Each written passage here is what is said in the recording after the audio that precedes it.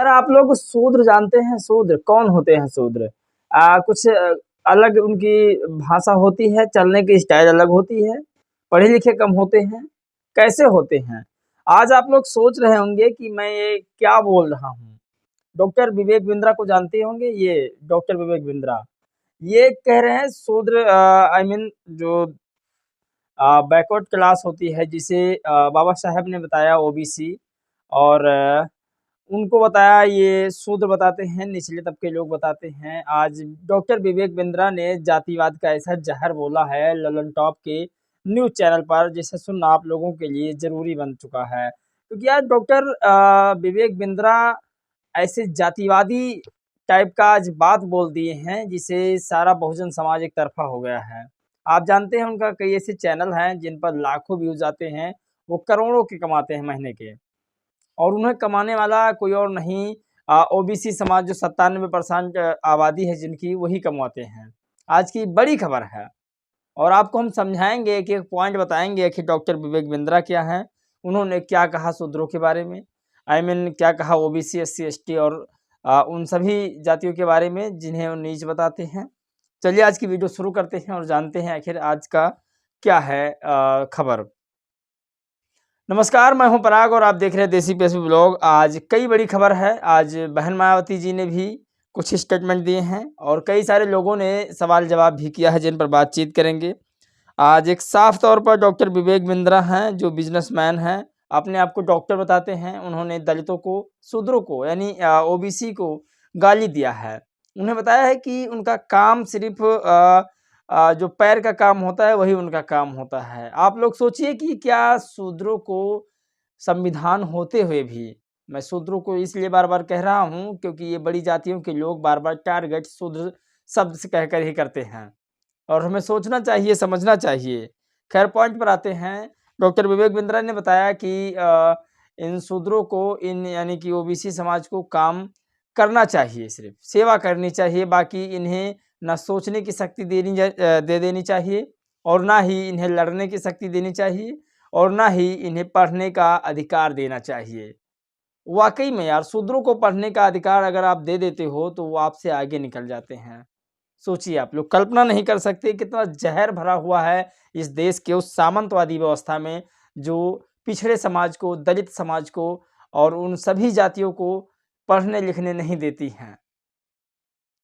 एक ज़माना था, बाबा साहब ने जिस तरह से संघर्ष किया और उसके बाद संविधान बनाया, सबको पढ़ने लिखने का अधिकार दिया। फिर मैं अब क्या कहूँ, मुझे मेरे शब्द से कुछ ऐसा शब्द निकल ही नहीं रहा है मुँह से कि मैं इनको कह दूँ।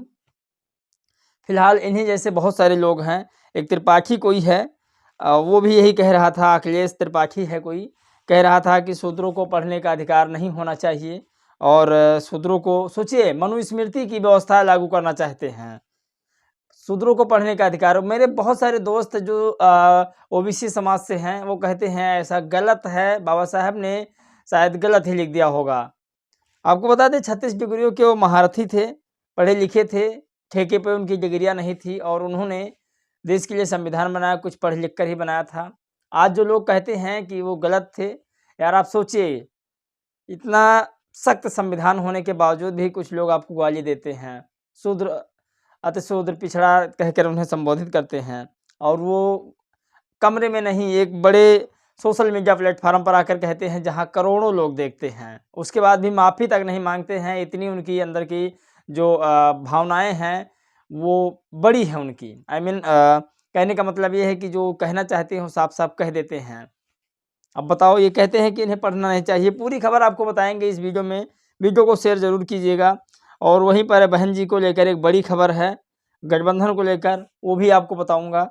और देखते हैं, बहुत सारी खबरें हैं जिन्हें हम आप लोगों को एक-एक करके सुनाना बताना चाहता हूँ। आज जम्मू कश्मीर में भी हमला हुआ था, भारतीय सेना के कई जवान शहीद हुए हैं और लोग कहते थे कि जब से मोदी जी आए हैं तब से देश में जवानों के प्रति ज़्यादा ईमानदारी दिखाते हैं, भारतीयों के प्रति ज़्यादा ईमानदारी दिखाते हैं।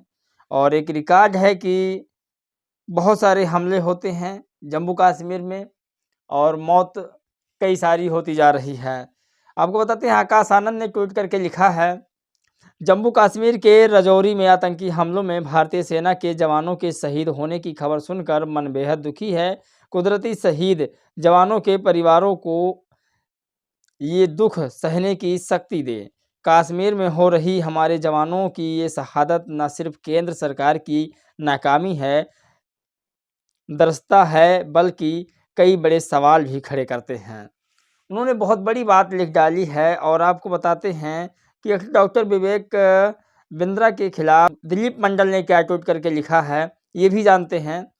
और इन्होंने साफ तौर पर कहा है कि बहुजन समाज इनका बहिष्कार करे, क्योंकि आपके पैसों से ये ऐश करते हैं और आपको गाली देते हैं। सोचिए, आप लोग कल्पना नहीं कर सकते, 97% 95% ओबीसी, SC ST और माइनॉरिटी समाज के लोग हैं। ये लोग इनकी वीडियो देखते हैं, लाखों का धन इकट्ठा होता है और फिर ये तुम्ही को गाली देते हैं। ये बड़ा सवाल है, आपको बताते हैं। और इसे ओबीसी महासभा ने भी कुछ ट्वीट करके लिखा है, क्योंकि एक वीडियो मैं आपको दिखाता हूं, पहले आप लोग वीडियो देखिए। यहाँ पर साइड में वीडियो चल रहा है, ये डॉक्टर विवेक बिंद्रा का है। क्या हुआ? इंटेलेक्चुअल क्लास ऑफ सोसाइटी, ठीक है। आपका क्षत्रिय का मतलब हुआ एडमिनिस्ट्रेटिव क्लास ऑफ सोसाइटी। वैश्य का मतलब क्या हुआ? मर्केंटाइल क्लास ऑफ सोसाइटी, जो भोजन का काम कर रहा है। शूद्र का मतलब क्या हुआ? Assisting class of society. तो आप लोगों ने वीडियो देखा है, डॉक्टर विवेक बिंद्रा का है। इस पर ओबीसी महासभा ने क्या ट्वीट करके लिखा है। यह विवेक बिंद्रा है, अच्छा यूट्यूब है, 90% ओबीसी SC ST वर्ग का व्यूज से करोड़ों कमा रहे हैं और हमारे खिलाफ ही बोल रहे हैं। शूद्र को लीडर यानी नेता मत बनाओ, इनका कहना है, नहीं तो ब्राह्मण ठाकुर वैश्य को राज नहीं करने देंगे। सभी लोग इसका धंधा बंद कर दीजिए। अनसब्सक्राइब कर विवेक बिंद्रा को। सबसे पहले हमें अपने दुश्मन को पालना बंद करना चाहिए। आप लोगों से अपील है कि ओबीसी महासभा के चैनल को सब्सक्राइब करें। इन्होंने अपना प्रमोशन भी किया है। और आपको बता दें कि डॉक्टर विवेक बिंद्रा जातिवादी लोग हैं, मानसिकता है इनके अंदर वो जो पुरानी मानसिकता थी मनुस्मृति वाली, जिसमें लिखा था कि शूद्रों को पढ़ने का अधिकार नहीं है, औरतों को पढ़ने का अधिकार नहीं है।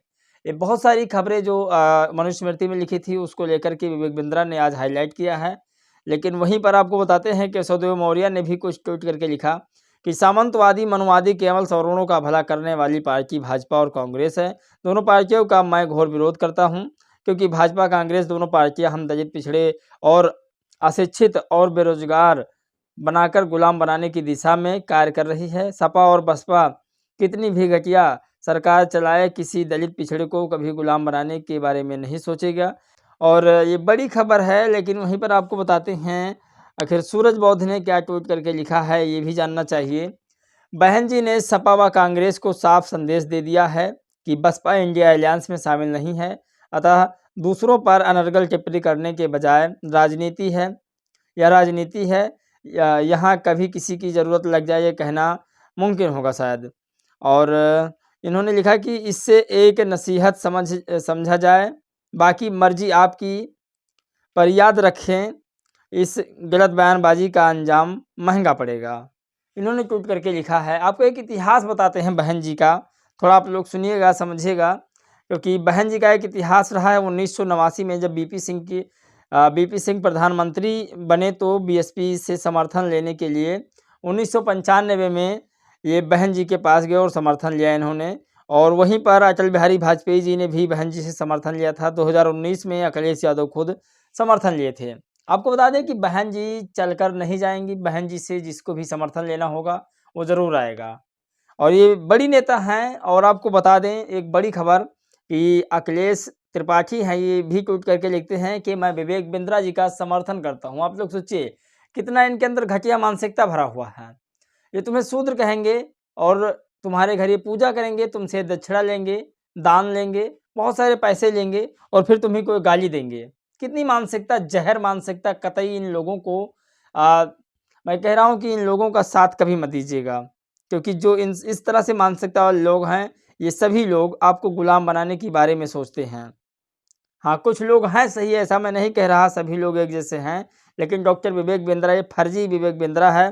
जिस जैकी यादव ने ट्वीट करके लिखा था कि ये फर्जी है, और ये लिखते हैं कि इसमें विवेक बिंद्रा ने कुछ गलत नहीं कहा। मैं भी विवेक बिंद्रा जी के विचारों से सहमत हूँ। शूद्रों को राजनीति से दूर रखना चाहिए।